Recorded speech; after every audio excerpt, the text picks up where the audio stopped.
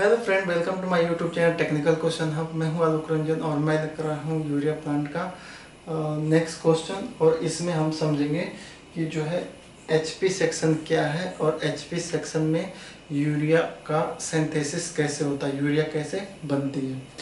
दोस्तों, ये जो है यूरिया सिंथेसिस का जो एचपी सेक्शन है, इससे पहले आपको दो वीडियो जरूर देखनी चाहिए। पहली वीडियो जो CO2 गैस सर्किट कैसे प्रिपेयर करते हैं और दूसरा अमोनिया गैस सर्किट कैसे प्रिपेयर करते हैं।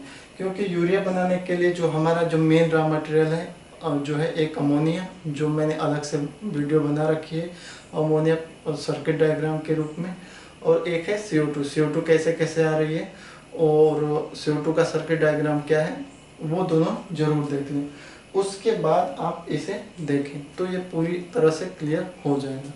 अब चलते हैं फॉर्मेशन ऑफ यूरिया पे। एक पहले थ्योरी मैं दे दूं कि फॉर्मेशन ऑफ यूरिया कैसे होती है।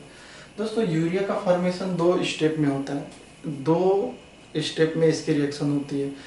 जैसे बहुत सारी रिएक्शन होती है वो पहले ही स्टेप में हो जाती है। जैसे अमोनिया का बनना, H2 3 N2 से अगर हम वो कराएंगे N2 3H2 से, तो अमोनिया तुरंत बन जाएगी। वो फर्स्ट स्टेप रिएक्शन है। लेकिन ये 2 स्टेप में है, पहले ही यूरिया नहीं बनेगी। कैसे, क्यों नहीं बनेगी दोस्तों? जैसे सबसे पहले जो है इसमें 2NH3 अमोनिया प्लस CO2 मिलके सबसे पहले जो है अमोनियम कार्बामेट बनाएंगे। अमोनियम कार्बामेट का फार्मूला है NH2COONH4। ये है अमोनियम कार्बामेट। 2 मोल अमोनिया के और 1 मोल CO2 के मिलके अमोनियम कार्बामेट बनाएंगे। और जो ये रिएक्शन है अमोनिया कार्बामेट बनने की, ये है दोस्तों एक्जोथर्मिक रिएक्शन। एक्जोथर्मिक रिएक्शन है और इसमें जो है 38.1 किलो कैलोरी पर ग्राम मोल जो है हीट निकलती है। एक्जोथर्मिक मतलब हीट इवोल्यूट होना, हीट बाहर निकालना। ठीक, तो पहला जो है वो है हमारी कौन सी रिएक्शन है दोस्तों? एक्जोथर्मिक रिएक्शन है। अमोनियम कार्बामेट हमारा बन गया। दूसरे रिएक्शन में, दूसरे स्टेप में क्या होता है दोस्तों? दूसरे स्टेप में होता है dehydration of ammonium carbamate. Ammonium carbamate का जो है डिहाइड्रेशन होता है और उसके बाद ये जो है अमोनिया प्लस वाटर में कन्वर्ट हो जाती है।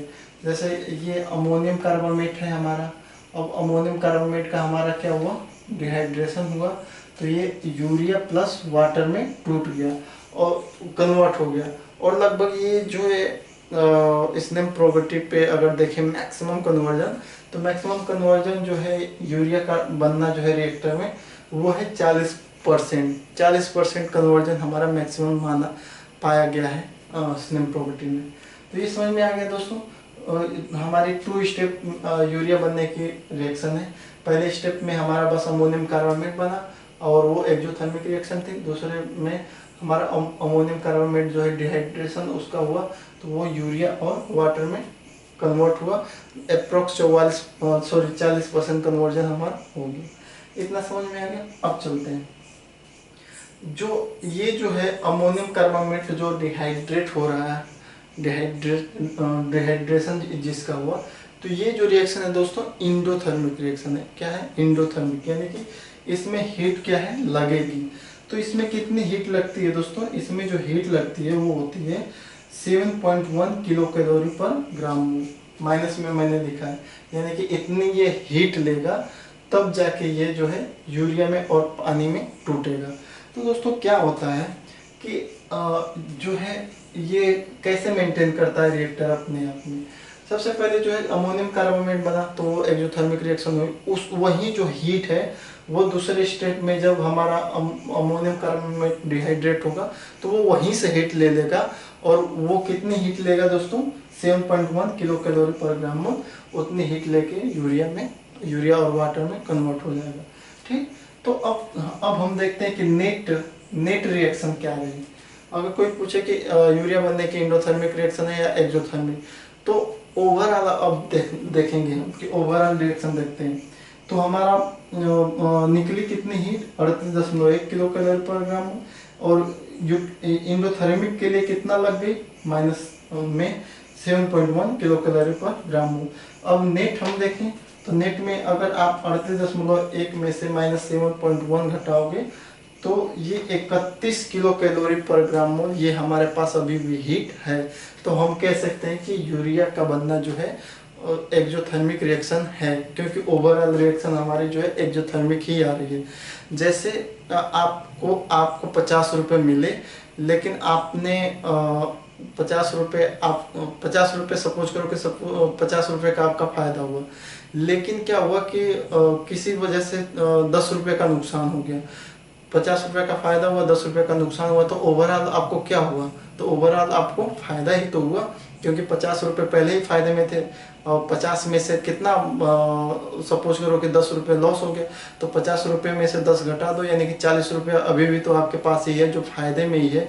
तो ओवरऑल आप किस में हो? फायदे में हो। तो ठीक इसी तरह पहले तो एक्जोथर्मिक रिएक्शन में हमारी 38.1 किलो कैलोरी हीट निकल गई, और दूसरे स्टेप में हमारी जो है 7.1 किलो कैलोरी हीट यूटिलाइज हो गई। तो ओवरऑल जो है कितना हमारे पास बची? 31 किलो कैलोरी पर ग्राम मोल बची। तो ओवरऑल ये जो रिएक्शन है वो क्या होगी? नेट रिएक्शन जो है वो क्या होगी? एक्जोथर्मिक रिएक्शन होगी। इतना क्लियर हो गया। अब चलते हैं दोस्तों, अब उसमें एक बार आप ध्यान दो कि जो हमारे CO2 जो गैस सर्किट मैंने जिसमें बताया था कि CO2 जो है कंप्रेसर से आती है, तो यहाँ से CO2 आई और उसका जो टेम्परेचर है वो 110 डिग्री और प्रेशर है उसका 160 kg पर सेंटीमीटर उसका।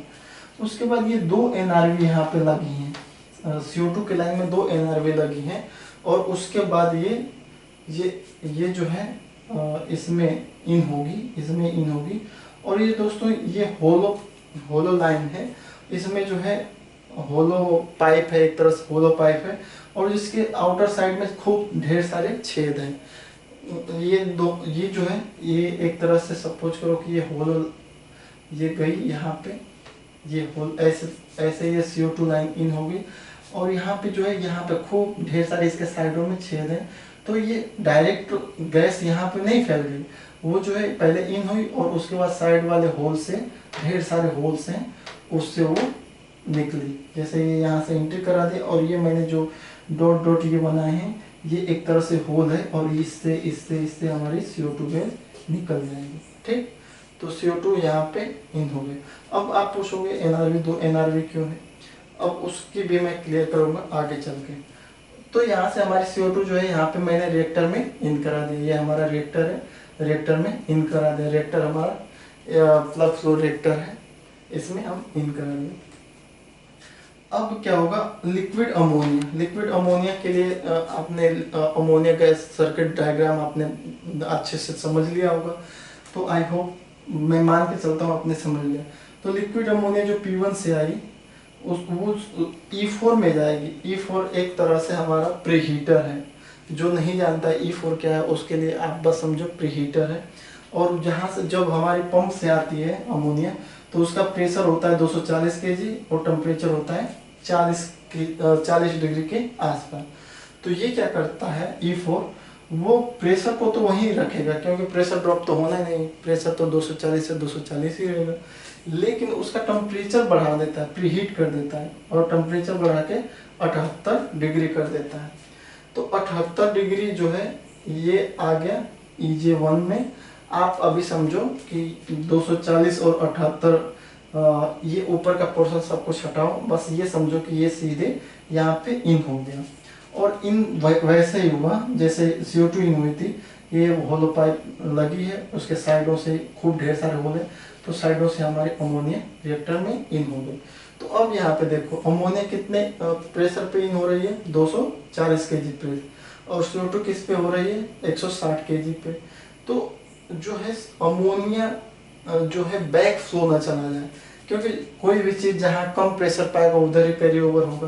तो हो सकता है अमोनिया इधर बैक ना आ जाए, या जो इसमें रिएक्टर में जो अब यूरिया बनेगी तो वो जो सोल्यूशन है वो इधर से बैक ना चला जाए, क्योंकि इधर कम प्रेशर है। तो हो सकता है इधर से बैक फ्लो हो सकता है, पूरा रिएक्टर का सोल्यूशन या अमोनिया गैस का सोल्यूशन या कुछ भी बैक हो सकता है। तो इसलिए हम यहाँ पे 2 NRV लगा रखे हैं, ताकि हमारी बस इधर से CO2 ही जाए, बैक फ्लो कुछ ना आए, क्योंकि इधर का प्रेशर 160 kg सेंटीमीटर है और इधर का प्रेशर हमारा 240 kg है, और रिएक्टर का ओवरऑल जो प्रेशर है वो 160 56 kg/cm²। है।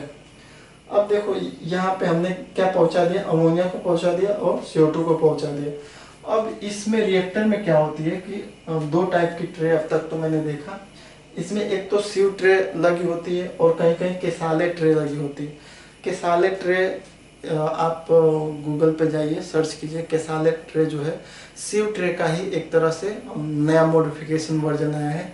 तो कहीं कहीं ये जो केसाले ट्रे यूज होती है, कहीं कहीं सीव ट्रे होती है। तो बीच में हमारी सीव ट्रे है। ट्रे क्यों लगाई जाती हैं दोस्तों? वो क्या करती हैं, जो कॉन्टेक्ट दोनों, एक तो उनका काम ये है कि लिक्विड अमोनिया और ये CO2 को दोनों में जो है एक तरह से कांटेक्ट टाइम बढ़ाएं, दोनों एक दूसरे से के कांटेक्ट में है और कांटेक्ट में आके रिएक्शन करें आपस में। तो कांटेक्ट बढ़ाने के लिए यहाँ पे जो है दोनों का हम सीव ट्रे का यूज करते हैं। ट्रे का आप जानते हो, इसे बताने की जरूरत नहीं है। सेपरेशन के लिए भी ट्रे यूज करते हैं। तो ट्रे जो है बेसिकली यहाँ पे दोनों को एक दूसरे के कांटेक्ट में लाएं और कांटेक्ट टाइम बढ़े। और ऐसा ना हो कि अगर ट्रे नहीं लगाओगे तो दोनों के ऐसे सीधे ऊपर चले जाएंगे, कोई रिटेंशन टाइम मिलेगा नहीं। रिटेंशन टाइम मतलब होल्डिंग टाइम मिलेगा नहीं। लेकिन अगर ट्रे लगा दिए तो पहले ट्रे पर पहले टकराएंगी सब, थोड़ी देर वहाँ होल्ड होंगी, रिटेंशन टाइम उनका बढ़ेगा, फिर दूसरे ट्रे पे फिर ऐसे करके बहुत सारी ट्रे इसमें लगी होती हैं। और कितनी ट्रे होती हैं, क्या होता है, रिएक्टर का ओवरऑल जो है पूरा एक मैं अलग से वीडियो बनाऊंगा जो बस रिएक्टर का ही रहेगा। उसमें कितनी ट्रे रहती हैं, उसकी कितनी हाइट होती है, उसका कितना वेट होता है, रिएक्टर से संबंधित जितने भी हैं वो सारे उसमें रख दूंगा। इसमें चूँकि वीडियो बड़ी हो जाएगी, इसमें मैं बता नहीं सकता। तो ये ट्रेस होते हुए जाएंगी और यहाँ पे हमारा बन जाएगा, सबसे पहले हमने क्या बताया था दोस्तों, अमोनियम कार्बामेट यहीं पे बन जाएगा। दोनों मिलकर अमोनियम कार्बामेट बनाना शुरू करेंगी। उसके बाद वो एक्सोथर्मिक रिएक्शन है, तो हीट क्या होगी, इवोल्यूट होगी, निकलेगी। उसके बाद यहाँ तक लास्ट ऊपर जाते जाते जो है अमोनियम कार्बामेट जो है यूरिया में और वाटर में टूट जाएगा और फिर ऊपर जाके ये यहाँ पे जाएगा और ये ओवरफ्लो लाइन से होके पूरा सोल्यूशन E1 में आएगा। इसे मैंने E1 नाम दे दिया, यानी कि स्टीपर में आएगा। जब स्टीपर में आएगा तो यहाँ पे जो कंपोजिशन होगा उसमें क्या क्या होगा दोस्तों, एक तो अमोनियम कार्बामेट होगा। अमोनियम कार्बामेट वो रहेगा जो यूरिया में कन्वर्ट नहीं हो पाया, क्योंकि आपने अभी मैंने बताया था कि 40% कन्वर्जन होता है, तो 40% तो यूरिया बन गई, बाकी जो 60% है वो अमोनियम कार्बामेट रहेगा। और उसी में हमारा रहेगा, अमोनियम कार्बामेट में क्या अभी रहेगा दोस्तों, एक तो अमोनिया रहेगी और CO2 रहेगा, क्योंकि अमोनियम कार्बामेट को आप तोड़ोगे तो वो दो चीज़ों में टूटेगा, एक अमोनिया और CO2 में। तो एक तो लिक्विड जो है अमोनियम कार्बामेट के रूप में रहेगा और दूसरा अनरिएक्ट जो रिएक्ट नहीं कर पाई, अमोनिया गैस और CO2 गैस जो अनरिएक्ट हैं। तो एक अनरिएक्ट तो अमोनिया और CO2 रहेंगी और नेक्स्ट हमारा जो है अमोनियम कार्बामेट रहेगा और पानी रहेगा। पानी भी यहाँ पे बना है दोस्तों। तो ये इतना जो हमारा ओवरफ्लो होके यहाँ पे स्टीपर ये E1 में आएगा। इसको मैंने नाम दे दिया E1 या आप कह लो स्टीपर। दोस्तों स्टीपर में जो है हेनरी लॉ लगता है। हेनरी लॉ क्या है, हेनरी लॉ के लिए मैंने अलग से वीडियो बना रखा है कि हेनरी लॉ जो है यूरिया प्लांट में कहाँ लगता है। तो उसमें तो जो हेनरी लॉ मैंने बताया है उसमें तो मैंने बस C1 के लिए बताया जो MP ऑब्जर्वर है, लेकिन हेनरी लॉ यहाँ पे लगता है, स्टीपर पे भी लगता है। हेनरी लॉ बेसिकली ये है कि अगर गैस का प्रेशर बढ़ाओगे तो सोल्युबिलिटी बढ़ेगी, गैस का प्रेशर घटाओगे तो सोल्युबिलिटी घटेगी। या उसी के अपोजिट जो सोल्युबिलिटी में मैंने ये भी डिफाइन किया था, अब जरूर वो वाली वीडियो जरूर देख लेना कि हेनरी लॉ यूरिया में कैसे लगता है।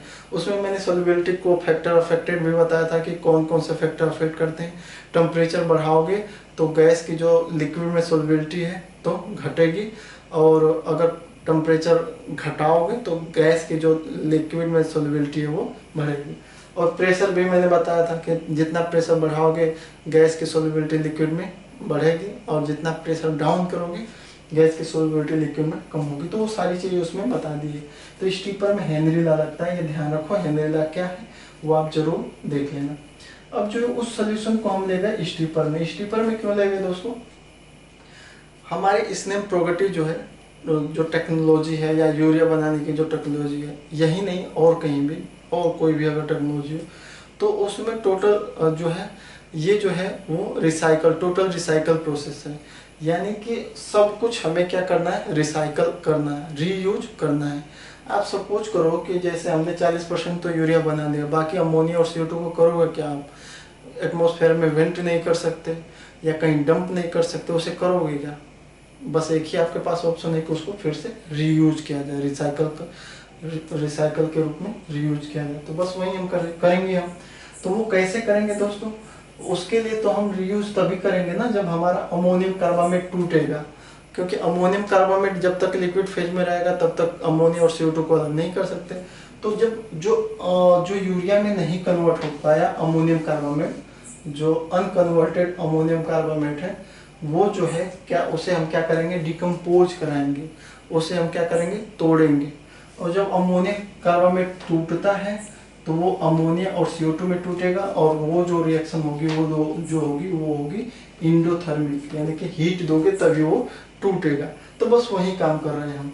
जो अमोनियम कार्बामेट है उसको स्टीपर में ले गए, वहाँ पे नीचे से MS स्टीम जो है ट्यूब साइड में सेल साइड में हम स्टीम दे, MS यानी सुपर हीटेड स्टीम है जिसका प्रेशर 22 kg होता है, टेम्परेचर 219 डिग्री। तो MS स्टीम को हम इसमें ले जाएंगे, किसमें दोस्तों, स्टीपर में। स्टीपर क्या है, ये फॉलिंग फिल्म एक्सचेंजर है, एक तरह से फॉलिंग फिल्म एक्सचेंजर है।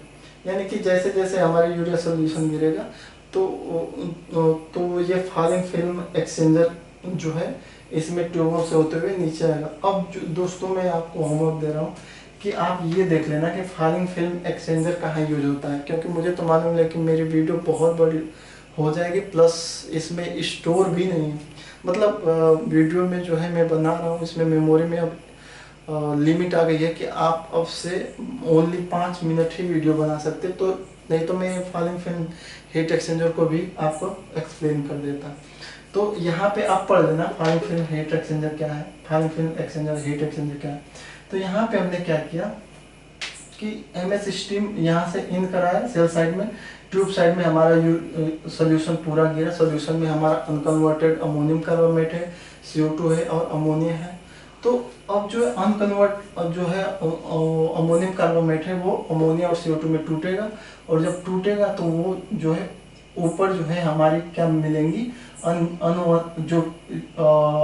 जो टूटेगा तो ऊपर उठ जाएगी। ये तो ट्यूब साइड में ये नीचे आ गई, इधर से निकल गई, लेकिन गैस जो है ये ऊपर उठेंगी और ऊपर उठ के ये जो है यहाँ से वो निकलेंगी ट्यूब के टॉप से, और इसमें हमारा रहेगा अनकन्वर्टेड अमोनिया, CO2 और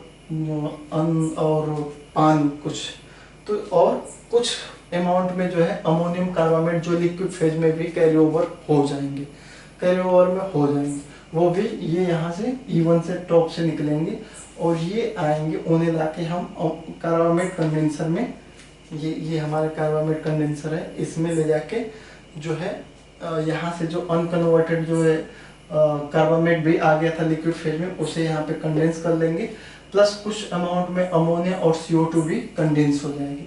जब अमोनिया और CO2 कंडेंस हो जाएगी तो वो आपस में ही रिएक्शन करके वीक अमोनियम कार्बामेट बना लेंगे, और एक तरह से उड़ के हमारा कुछ लिक्विड फेज में अमोनियम कार्बामेट भी आया था।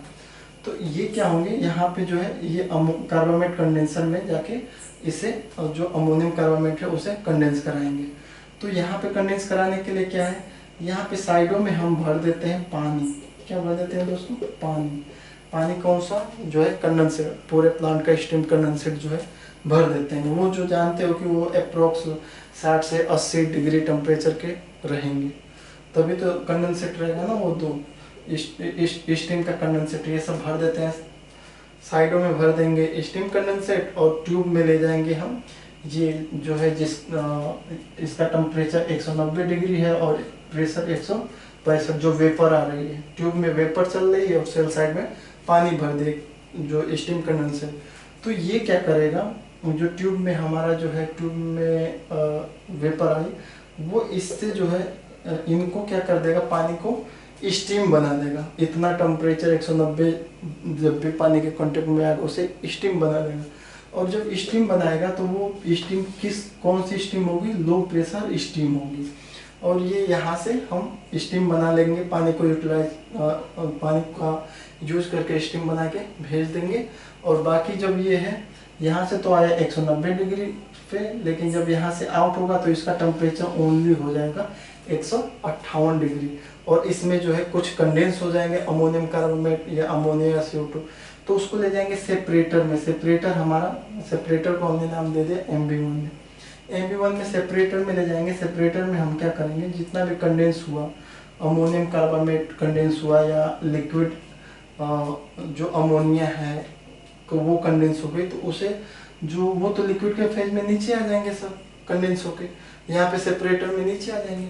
बाकी जो कंडेंस नहीं हो पाएंगे या जो अभी नहीं कोई इनर्ट्स है या कुछ भी, वो कंडेंस जो नहीं हुआ वो ऊपर उठेगा और ऊपर उठ के MP सेक्शन में उसे भेज देंगे या ब्लो डाउन कर देंगे। ब्लो डाउन का मतलब कि वेंट कर देंगे या MP सेक्शन में भेज देंगे। तो यहाँ तक आपको समझ में आया सोल्यूशन। यहाँ से वेपर उठी, कंडेंसर में गई, कंडेंस हुई, उसमें से जो अमोनियम कार्बोनेट कंडेंस हुआ उसके बाद सेपरेटर में गया। सेपरेटर में जो है लिक्विड नीचे बैठ गया, वेपर ऊपर उठ के MP सेक्शन में चली गई या ब्लो डाउन कर दी। बाकी जो यहाँ पे लिक्विड है वो जो है नीचे आएगा लिक्विड, और यहाँ पे एक तरह से जो अमोनिया इन हो रही थी इसमें, वहाँ पे जाके एज ए इजेक्टर की तरह वो इन हो जाएगा। इजेक्टर आपने पढ़ा होगा, इजेक्टर मैंने पढ़ाया था कि इजेक्टर क्या है, और इजेक्टर के ढेर सारे क्वेश्चन भी जिसमें बताया था। तो उसी में मैंने क्लियर किया था कि दो चीज़ होता है, एक तो इजेक्टर दो चीज़ों पे वर्क करता है, एक तो प्रोसेस फ्लूइड होता है और दूसरा होता है motive fluid. Process fluid, motive fluid. Process fluid का प्रेशर कम होता है, मोटिव फ्लूइड का प्रेशर ज़्यादा होता है। तो यहाँ से अमोनिया जो 240 kg के प्रेशर से जाएगी वो होगी मोटिव फ्लूइड, और ऊपर से जो हमारा लिक्विड आएगा वो होगा प्रोसेस फ्लूइड, यानी कि उसका प्रेशर कम होगा। तो लिक्विड अपने साथ जैसे ही तेजी से जाएगी इस रिसाइकल कार्बामेट को भी लेके अंदर घुस जाएगी, यानी कि अब कार्बामेट का रिसाइकलिंग हो गई। जो कार्बामेट यहाँ पे सेपरेट हुआ उसको फिर से हम रिएक्टर में यूज कर लिए एज ए रॉ मटेरियल। तो यहाँ तक आपको क्लियर हो गया। इसमें कुछ है नहीं दोस्तों, बस ये समझो कि यहाँ पे EJ1 है। EJ1 का मतलब इजेक्टर, और यहाँ पे इजेक्टर कैसे काम कर रहा है, ऊपर से हमारा रिसाइकल कार्बामेट आया यहाँ पे एज ए प्रोसेस फ्लूइड, और इधर से हम अमोनिया को तेजी से भेज रहे हैं as a motive fluid. Ammonia का जो प्रेशर है 240 kg है, और इसका जो प्रेशर है बहुत कमी होगा। यहाँ पे हाइट है 1 kg के आसपास होगा, तो वो अपने आप खींच के लेके चली जाएगी। जैसे अगर कोई ट्रेन है बहुत तेज़ी से जा रही है तो अपने पीछे ढेर सारे जो हल्के पार्टिकल, जो कंकड़ पत्थर जो भी होते हैं, उनको भी पत्ते वगैरह या कागज़ के टुकड़े उन्हें भी अपने साथ लेके इन हो जाती है। वैसे तेज़ी से अमोनिया इन होगी इधर, तो ये रिसाइकल कार्बामेट को अपने साथ लेके रिएक्टर में इन हो जाएगी। यहाँ तक आपको समझ में आया, कोई दिक्कत नहीं है। यहाँ से वेपर का खेल खत्म। वेपर को हमने भेज दिया MP सेक्शन में, बाकी लिक्विड को भेज दिया, लिक्विड सेपरेटर को भी लिक्विड सॉल्यूशन को भी भेज दिया MP सेक्शन में। MP सेक्शन में जो लिक्विड जा रहा है उसका टेम्परेचर है 204 डिग्री और प्रेशर है 145 kg/cm²। यहाँ तक समझ में आ गया, क्लियर हो गया। अब दोस्तों क्या होता है, एक चीज और मैं जो भूल रहा हूँ कि आप यहाँ पे देखो रिएक्टर का जो टेम्परेचर है, ओवरऑल रिएक्टर का टेम्परेचर देखें तो 188 डिग्री है और प्रेशर है 156 kg/cm²। लेकिन यहाँ से स्टीपर से जो निकला, उस जो वेपर निकली उसका प्रेशर है 165 डिग्री और 165 kg और टेम्परेचर है 190 डिग्री। तो आप कहोगे कि यहाँ से 156 निकला, लेकिन यहाँ पे वेपर का प्रेशर 165 कैसे हो गया? तो दोस्तों वो इसलिए हुआ क्योंकि जब हम MS स्टीम यहाँ पे दिए तो आप जानोगे कि लिक्विड में जो वेपर है वो भी तो तेजी से निकलेगी, और अब जब तेजी से निकलेगी तो वो भी तो अपना प्रेशर क्रिएट करेगी। यहाँ पे जितना भी वेपराइजेशन जितना फास्ट होगा उतनी ही तेजी से वो निकलेगा और वहीं ये प्रेशर बढ़ा देगा, वही 156 से 165 कर देगा। लेकिन लिक्विड को देखो, यहाँ पे 156 से लिक्विड यहाँ पे इन हुआ, तो लिक्विड का यही अभी 145 kg ही है, यानी कि लिक्विड का तो सही है। वेपर का बढ़ गया क्योंकि यहाँ पे वेपराइजेशन हुआ, वेपर तेजी से निकली और वो प्रेशर बढ़ा दी। इतना समझ में आ गया दोस्तों। अब चलते हैं कंपोजिशन पे। जो रिएक्टर का आउटलेट है, यानी कि रिएक्टर का आउटलेट, यहाँ से जो रिएक्टर आउट हुआ, रिएक्शन के बाद रिएक्टर का आउटलेट अगर हम देखें तो उसमें अमोनिया है 32.82%, CO2 है 13.78%, यूरिया है 33.4% और H2 यानी पानी है 20.01%। ये है किसका कंपोजिशन दोस्तों, ये है हमारा रिएक्टर आउटलेट का, यानी कि रिएक्शन के बाद जो कंपोजिशन है वो ये है। Ammonia 32.82, CO2 13.78, urea 33.4%, H2 20.01%। अब जो है E1 का आउटलेट, अब ये यहाँ से E1 में गया, E1 में स्ट्रिपिंग हुई, अमोनियम कार्बामेट टूटा और अपने साथ अमोनिया CO2 को रिमूव कर दिया। तो जब रिमूव करके यहाँ पे वेपर फेज से निकाल दिया, तो अब जो है इसका आउटलेट देखते हैं। तो अब जो है 32 से हो गया अमोनिया 24.7%, CO2 हो गई 6, CO2 यहाँ थी रिएक्टर आउटलेट में कितनी थी 13.78, लेकिन इसके आउटलेट में मिल जाएगी आपको 6.66%। यूरिया रिएक्टर आउटलेट में कितनी थी 33.4% और इस यहाँ पे अब हो जाएगी 44.05%। पानी यहाँ पे 20% था, अब यहाँ पे 24.56% हो जाएगा। तो ये हमारा पूरा कंप्लीट हो गया एक तरह से पूरा जो है HP सेक्शन। अब दोस्तों आप कहोगे कि ये तो लिक्विड का डायग्राम है, गैस कहाँ होगी, गैस का क्या है, बहुत सारी जगह गैस तो हमारी छूट रही है। दोस्तों इस सेशन में जो मैंने यूरिया प्लांट का वो क्वेश्चन बनाना शुरू किया है, इसमें बस मैं लिक्विड को लेकर चलूँगा। लिक्विड का HP सेक्शन ही कवर करूँगा, लिक्विड का MP सेक्शन, लिक्विड का LP section, pre vacuum section, first stage vacuum section, second stage vacuum section और प्रीलिंग टावर पे और PCT, ये हम लेके कंप्लीट चलेंगे। लेकिन इसमें जो वेपर या गैस को हम लेके नहीं चलेंगे, बस लिक्विड का फ्लो लेके चलेंगे, यानी कि यूरिया लेके चलेंगे।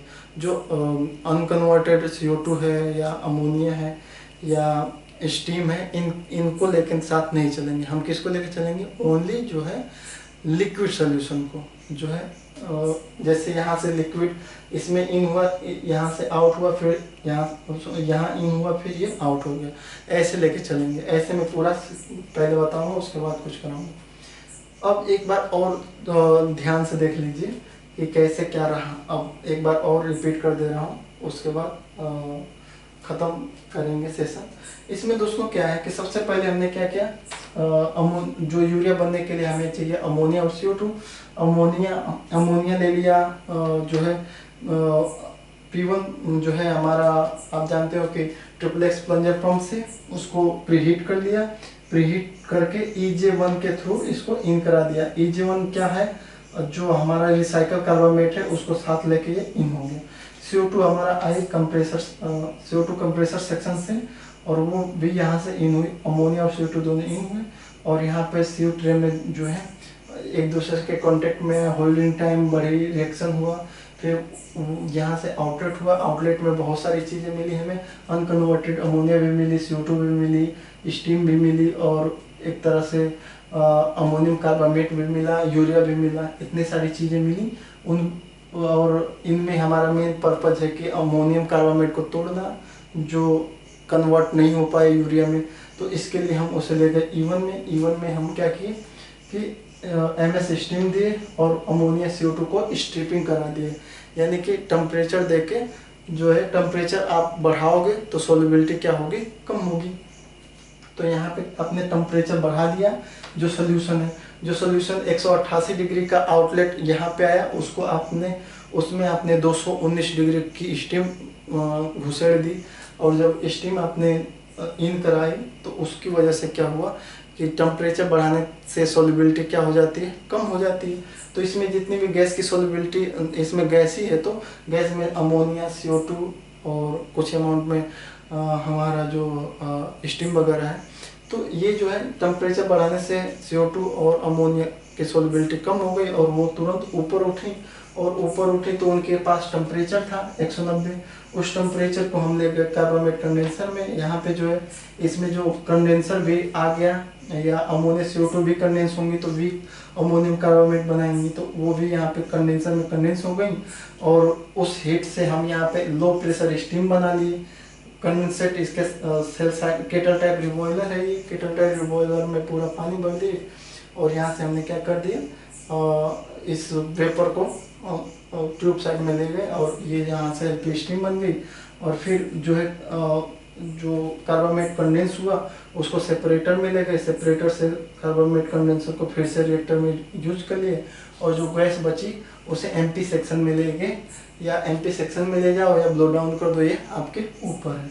और बाकी रिएक्टर का आउटलेट में यहाँ से जो निकला वहाँ पे अमोनिया 32.82%, CO2 13.78%, और यूरिया जो है 33.4%, और पानी जो है 20.01%। लेकिन जब E1 की बात करें तो E1 से जो आउटलेट है, यानी कि यहाँ पे हमारा जो है अमोनिया जो है 24.73% मिली, CO2 जो है 6.66%, यूरिया जो है 44.05%, और पानी जो है 24.56%। ये हुआ ओवरऑल। आई होप आपको वीडियो अच्छी लगी होगी। Thanks for watching. जय हिंद दोस्तों।